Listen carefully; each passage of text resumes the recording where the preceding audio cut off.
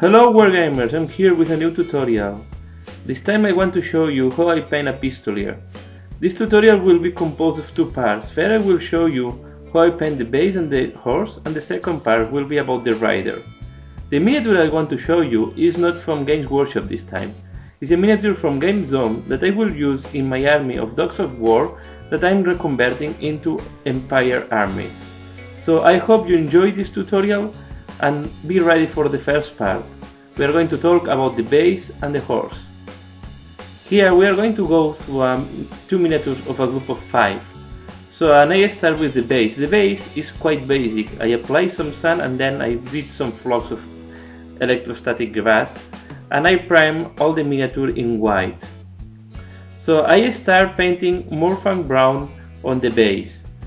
To have a good painting, normally I dilute the paint to have a texture that is easy to apply on the sand. Wait until the brown is dry and then apply a Tauzep ochre dry brush on the sand. In that case, for the grass I use Loren Forest. To have good paint job on the grass, it's important that you dilute the paint quite a lot and do 2 layers normally. If you try to apply the paint directly, it will be too thick to have a good painting job on the grass. It's also important that you are sure that the grass is well glued. So I will recommend first to use some air or blow on the miniature to ensure that all the grass that is not adhered or glued to the base is off of the base. Here you have another picture of how the green is applied on the grass. Then I apply a wash of dark green. In that case I use Chthonian Camo shade. I think it's a tonality that is matching very well to use for grass. As a difference from my Katachan bases, this time I'm using for a more pale and not that vibrant green. So I'm looking more for a greenish green. And once the wash I applied before is completely dry, and here I recommend to wait quite a long to ensure that it's completely dry, I do a Ogwin Camo dry brush. Here you have another picture where you can see how the bases are coming. And here another shot of the other base. So you see here that we start seeing all the sand and all the texture on the grass. On the grass I wanted to apply a second layer of dry brush with Craig Khaki. Then on the sand, in some areas I apply a dry brush of Rakkar Flesh, but not on the whole base, only in some areas to give some different tonalities on the sand. I also did some dry brush of Yanden dark sand in some areas of the grass to simulate grass that is not in well shape, so it's grass that is becoming yellowish. Here you have closer picture of how the bases are becoming. And here another picture of the bases, so you can see how is the end result on these bases. Once I'm happy with the bases, I start with the horse, and I decide to paint each horse with a different brown. So for this in particular I use Morphan brown and I apply on the whole horse. This will be my base color for the skin of the horse. In the case of the other horse, I decide to go for a more clear brown and I decide to use Vermin brown in that case. In the case of the horsehair and the tail of the horse, I decide to use darker brown. In that case I use Dryad bark. I want to have a good contrast between the horsehair and the rest of the skin of the horse. In that picture you also can see the different tonality of brown between the two horses. I paint with snakebite leather all the strips on the horse, as I imagine that they are leather strips. The wider strips on the front of the horse are painted in blood red, as I imagine that they are textile or painted, and I wanted them to match with the rest of my army that is red, black and yellow, orange. Here you have another picture how the paint job is coming. At this stage I decided to do a wash over all the painted parts of the horse with Agavax Air Shade.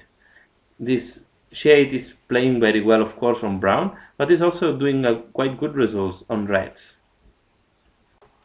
Once the wash is completely dry, I paint black all the areas that will have some metallic parts, especially this type of decoration that have on the strips.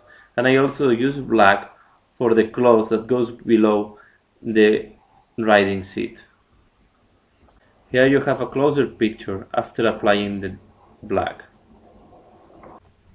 I decided to use ball gun metal for all these metallic parts on the strips of the horse. I use again racquer flesh to do the hoof of the horse. And I also use it to do the white mark this horse will have on the nose.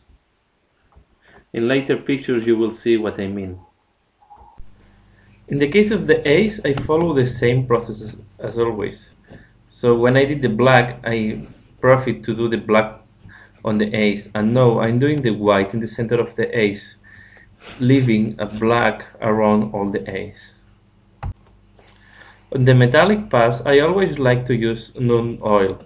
It's giving very nice touch on the metallic parts.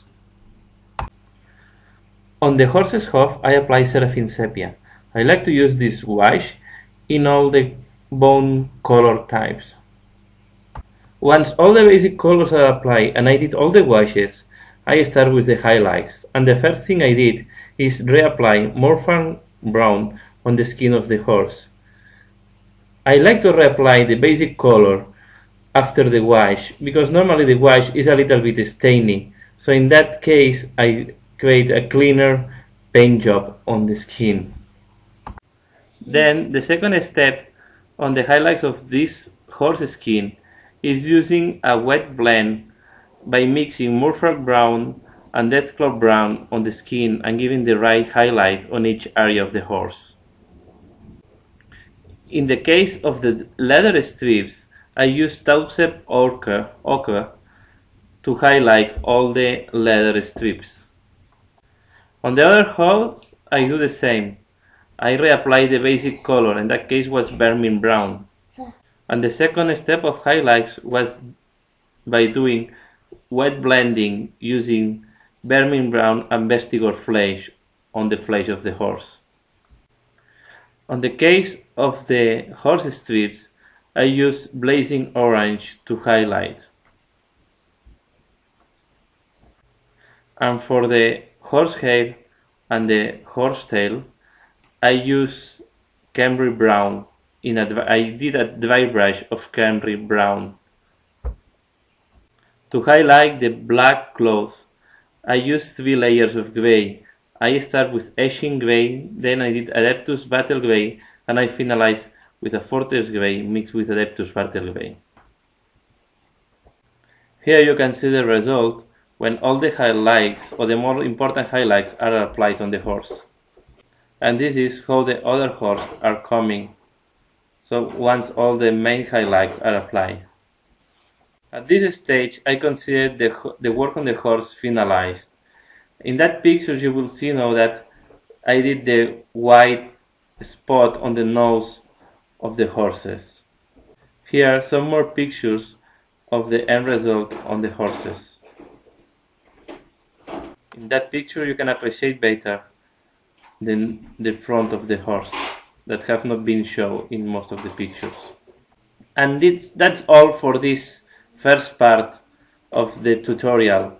So thanks a lot for watching, and expect the second part soon in this channel.